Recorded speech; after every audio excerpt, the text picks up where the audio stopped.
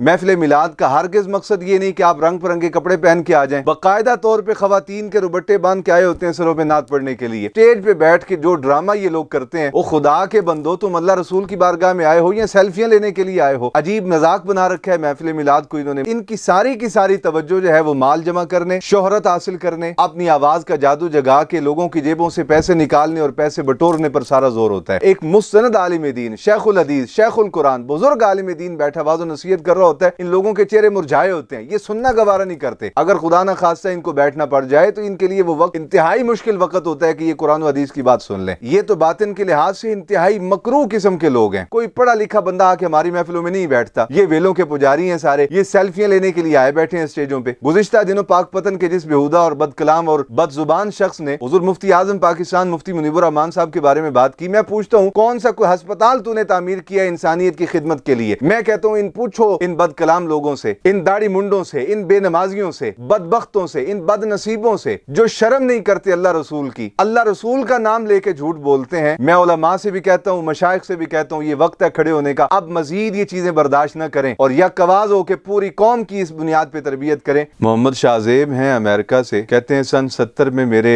वालिद गिरामी मोहम्मद याकूब साहब बड़े हजरत हुजूर फनाफिर रसूल किबला बाबा जी सरकार अल्लामा हाफिज गुलाम रसूल साहब रहमतुल्लाह अलैह की खिदमत में रहा करते थे और उन्हीं से तालीम और तरबियत और रूहानी फैज पाया। और सन 2001 में जब मेरी उम्र 4 साल 4 माह 10 दिन थी तो मेरे वालिद गिरामी की अर्जी पर हुजूर फनाफिर रसूल रहमतुल्लाह ताला अलैह ने मुझे बिस्मिल्लाह शरीफ पढ़ाकर मेरी तालीम और तरबियत का आगाज फरमाया था। गुज़िश्ता रोज आपका बयान सुना तो एहसास हुआ कि वाक़यातन महफिल नात में खुराफात का सिलसिला बहुत बढ़ गया है। इस सिलसिला में मेरी राय है कि कुछ सालों के लिए महफिल पर पाबंदी लगा देनी चाहिए। देखें, गुजारिश ये है मोहम्मद शाहजेब साहब, आपने माशाअल्लाह पुरानी यादें ताज़ा कर दी हैं। आप दियारे गैर में बैठे हैं, अल्लाह ताला आपकी जिन जान की ईमान की हिफाजत फरमाए। महफिल नात में खुराफात का जो सिलसिला बड़ा है वाक़यातन बहुत हद से तजावुज़ कर गया है, इसमें कोई शक नहीं। हाँ, अलबत्ता महफिल नात और महफिल मिलाद के जो उमूमी तशख़्ख़ुस है इसको तब्दील करने की बड़ी ज़रूरत है और अपनी कौम को आगाह करने की ज़रूरत है कि हमारे असलाफ कैसे थे, उनका अंदाज क्या था तालीम और तरबियत का, उनका अंदाज क्या था मजालिस के इनेकाद का, वो नात किस तरह पढ़ा करते थे, किस तरह सुना करते थे, उनका ज़ौक़ क्या था। ये जरूरत है कि आज अपनी कौम को बताया जाए। आजकल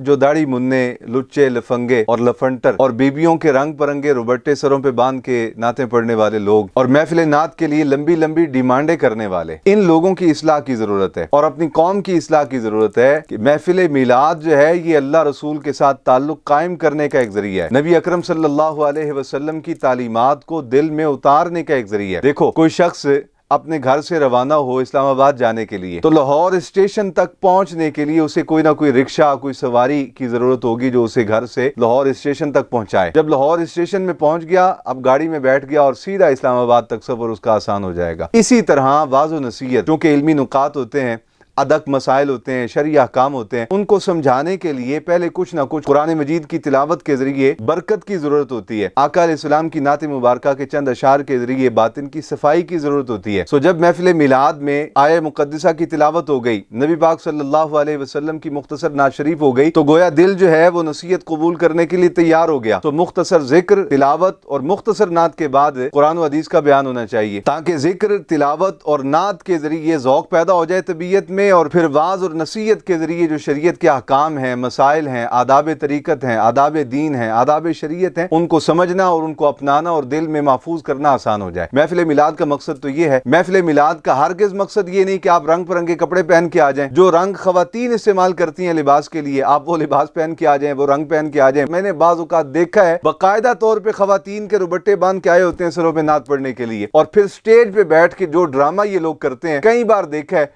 एक मोबाइल उठाता है सेल्फी लेने के लिए और पीछे सारे यूं सेल्फी को देख रहे होते हैं। ओ खुदा के बंदो, तुम अल्लाह रसूल की बारगाह में आए हो या सेल्फियां लेने के लिए आए हो? तुम तमाशा करने के लिए आए हो? अब सामने जो लोग बैठे होते हैं वो तमाशा देख रहे होते हैं कि स्टेज पे ये नात खानों की फौज जफर मौज बैठी है। एक मोबाइल निकालता है सेल्फी लेने के लिए और पूरे का पूरा स्टेज उसी तरफ मुतवज्जो हो जाता है। अजीब टोपी ड्रामा, अजीब मजाक बना रखा है महफिल मिलाद को इन्होंने, महफिल नात को इन लोगों ने। इनकी सारी की सारी तवज्जो जो है वो माल जमा करने, शोहरत हासिल करने, अपनी आवाज का जादू जगा जाके लोगों की जेबों से पैसे निकालने और पैसे बटोरने पर सारा जोर होता है। और अब तो हालत यहाँ तक पहुंच गई कि अकाबिर उलमा को और बुजुर्गान दीन को तान करने लग गए। एक मुस्तनद आलिम दीन, शेखुल हदीस, शेखुल कुरान, बुजुर्ग आलिम दीन बैठा वाज़ो नसीहत कर रहा होता है, इन लोगों के चेहरे मुरझाए होते हैं, ये सुनना गवारा नहीं करते। अगर खुदा ना खास्ता इनको बैठना पड़ जाए तो इनके लिए वो वक्त इंतहाई मुश्किल वक्त होता है कि ये कुरान हदीस की बात सुन लें। ये तो बातिन के लिहाज से इंतहाई मकरूह किस्म के लोग हैं। तो जरूरत इस अमर की है कि फौरी तौर पर महफिल नात और महफिल मिलाद को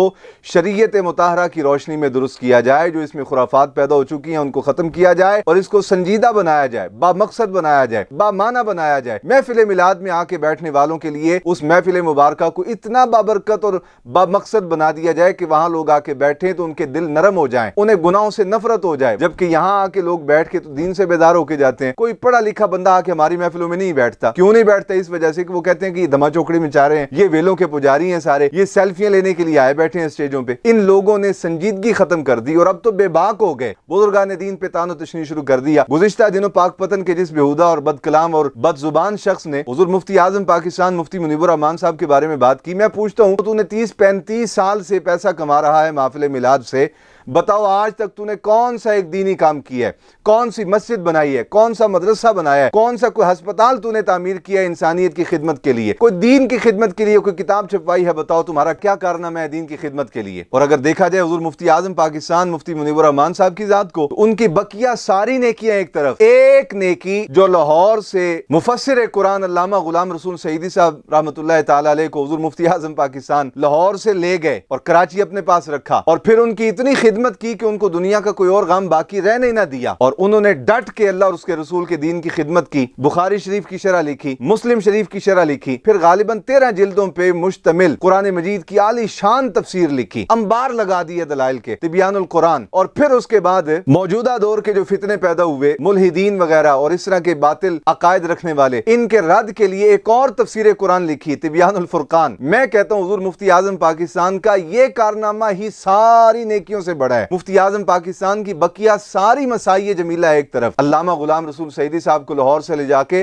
कराची में अपने पास ठहराना और फिर उनसे इल्मे दीन का काम लेना, ये मुफ्ती आजम का इतना बड़ा कारनामा है जिसकी नजीर कोई नहीं मिलती। मैं कहता हूँ इन पूछो इन बदकलाम लोगों से, इन दाढ़ी मुंडों से, इन बेनमाजियों से, बदबख्तों से, इन बदनसीबों से जो शर्म नहीं करते अल्लाह रसूल की, अल्लाह रसूल का नाम लेके झूठ बोलते हैं, इनसे पूछो इन्होंने आज तक कोई एक मदरसा बनाया हो, कोई एक मस्जिद बनाई हो? तो जरूरत इस अमर की है कि महफिल नात हो या महफिल मिलाद हो, इनका किबला दुरुस्त किया जाए, संजीदा फिक्र लोगों को बिठाया जाए, संजीदा फिक्र लोग इसका इंतजाम करें और संजीदा फिक्र लोग ही महफिल नात के स्टेजों पे बोलने का उन्हें मौका दिया जाए। और खास बात, महफिल मिलाद का कोई प्रोग्राम 2 घंटे से जायद नहीं होना चाहिए। हमने अपने सिलसिला आलिया के जुमला मुरीदीन जहां जहां पाकिस्तान में मुख्तलिफ इलाकों में बसते हैं, हमने सबको पैगाम भिजवाया है कि हमारा कोई मुरीद महफिल मिलाद करे तो उसका दुरानिया 2 घंटे से जायद नहीं होना चाहिए। मैं उलमा से भी कहता हूँ, मशाइख से भी कहता हूँ, ये वक्त है खड़े होने का, आगे बढ़ें। अब मजीद ये चीजें बर्दाश्त न करें, आप हक बयानी करें, अपने मनसब का हक अदा करें और इस मनसब का तकाजा यह है कि आप आगे बढ़ के कौम की रहनुमाई करें और यक आवाज होकर पूरी कौम की इस बुनियाद पर तरबियत करें कि महफिल मिलाद और महफिल नात संजीदा महफिल होंगी,